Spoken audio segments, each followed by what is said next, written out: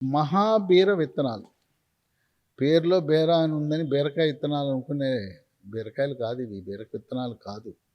ఇవి వన తులసి విత్తనాలు. తులసిలో అనేక రకమైన మనకు జాతులు ఉన్నాయి. ఇది వన తులసి. ఒక స్పూను గింజలు ఒక పావు లీటర్ నీళ్ళలో దీన్ని రాత్రంతా నానబెట్టాలి. నానబెట్టి పరగడుపున గింజలు నీళ్లు కలిపి తాగాలి. ఇవి సబ్జా గింజలాగా ఉబ్బుతాయి. మనకి నడుము నొప్పి 3 నెలలలో తగ్గిన తరువాత కూడా మళ్ళీ మళ్ళీ పునరావృతం కావాలంటే మిగతా మందులన్నీ మానేయచ్చు. ఇది ఒక్కటి మాత్రం వాడుతూ ఉంటే ఇక మళ్ళీ నడుము నొప్పి తిరిగి రాదు.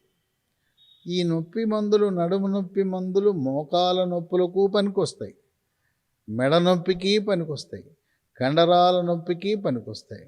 ఆ విధంగా ఈ మహాబీర గింజలు ఈ రోజున దీన్ని కూడా కల్తీ చేసేస్తున్నారు. కలియుగము అన్నీ కల్తీల యుగమే. దీంట్లో కూడా మొదలెట్టారు.